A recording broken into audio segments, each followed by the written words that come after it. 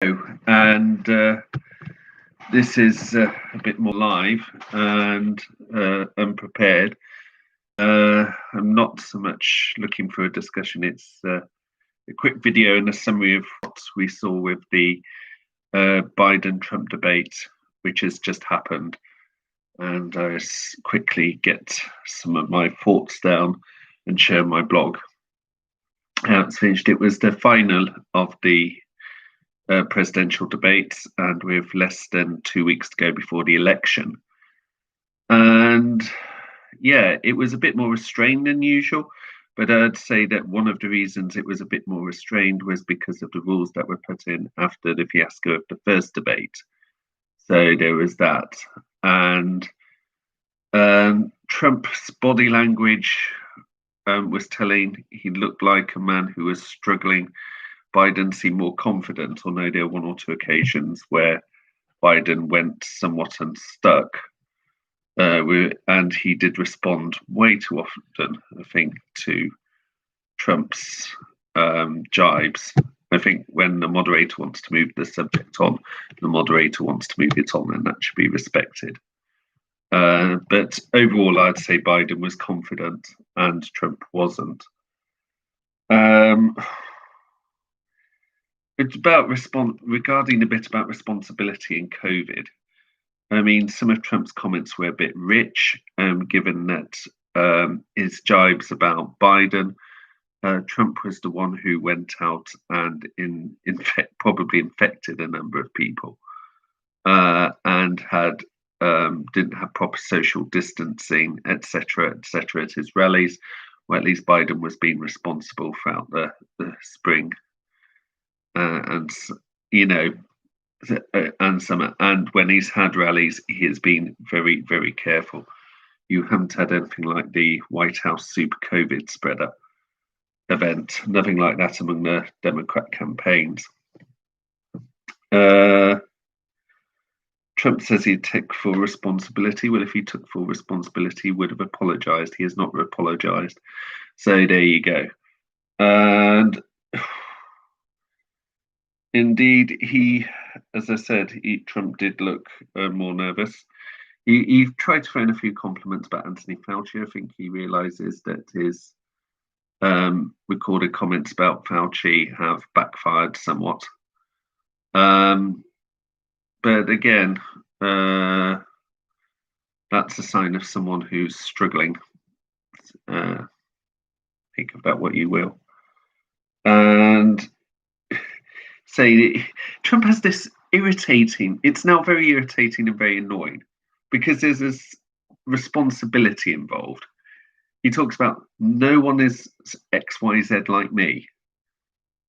And it gets to the point where you're just like, stop.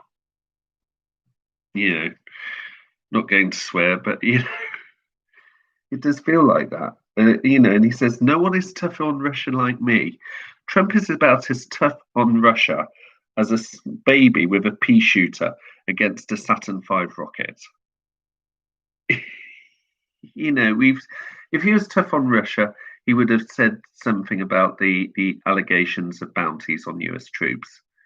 He is not tough at all. He's at least, Biden, when it came to taxes, he stuck to the attack on taxes. He kept mentioning it. Trump made baseless allegations about Biden businesses and, or his family businesses, whatever. Trump made these baseless accusations, and Biden at least mentioned something that the New York Times has produced. And the New York Times would not produce the comments about tax had they were legally sure of their ground. That's not to say that they're, you could say 100% hand on heart Trump is blah, blah, blah. But the evidence against Trump is stronger than the evidence against Biden, far stronger. So there's that. And, Robert Reich said, speaking of taxes, Trump's golf trips have cost taxpayers $141 million. That's the equivalent of 352 years of presidential salary. I think I don't know if that's true, but I think it's fair to say from what we've seen, especially with the campaign things at White House, that Trump cannot tell the difference between his personal life, his business life, and his role as president. He has not kept proper separation as he should have done. And and that goes with the campaign aspect as well. What else did we go through? Biden did show toughness on North Korea. Trump seems to have flip-flopped somewhat on North Korea, so that's something. And something else. And again, Trump says, "Oh, I'm going to do this about scrap Obamacare and putting this now." Name me one social policy Trump has put in, and that social policy been an utter success, or even a mediocre success. Name me one social policy. There's a lot. Trump's very good at, I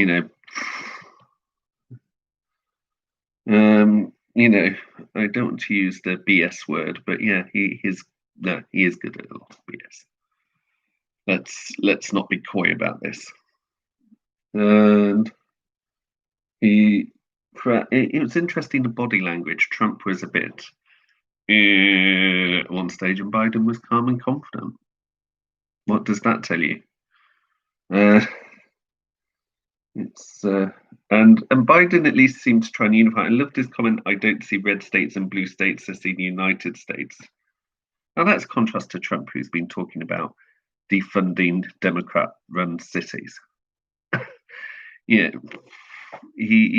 there is quite a difference there, and it's oh well. And then, of course, the allegation made yet again by Trump that he is the least racist president since Abraham Lincoln. He's done well. No one's least racist. He's the best president on race relations since Abraham Lincoln. Or I could think of a few presidents who would be spinning in their graves at that. Not least Lyndon Johnson.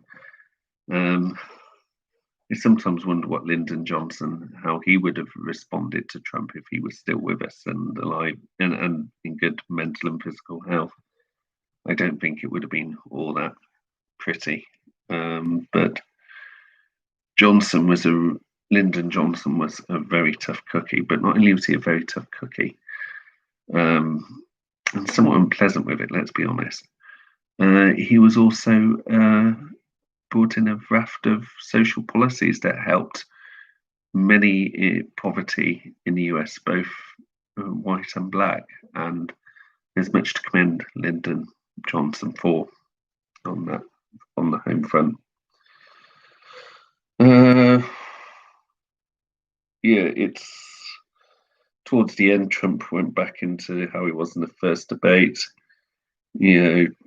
selective in his comments, a lot of chutzpah, a lot of heavy exaggeration, etc. And I mean, all this, and then he accuses Biden and others of all talk and no action. I just love that. It's I mean that sarcastically, by the way. I think Trump's just been, oh dear. And I like Joe Biden's response to the "No, I'm the least racist person in the room." Donald Trump is a dog whistle as big as a foghorn. I mean, Proud Boys stand back and stand by. Good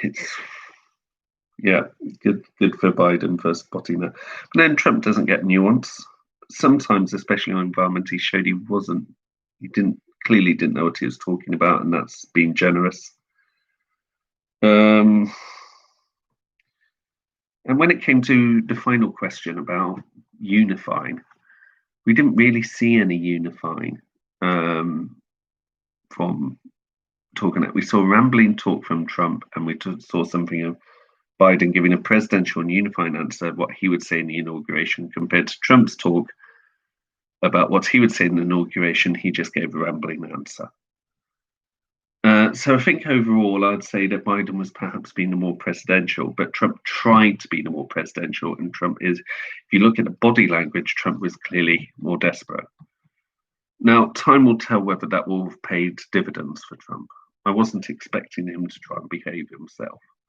He didn't do, that brilliant a job. But I mean, overall, credit to both sides. At least we had a more civilized debate this time than we did with the first one. And that's that. To paraphrase Walter Cronkite, that's the way it is. And hope you'll join me for my live coverage of the US election nights, which will be in less than 2 weeks' time on Tuesday, November the 3rd. And that will be from 10 p.m. to 4:30 a.m. GMT, Greenwich Mean Time. That's the brain's not working. It's what comes being in the UK with these things. And it will be 5 p.m. to 11:30 p.m.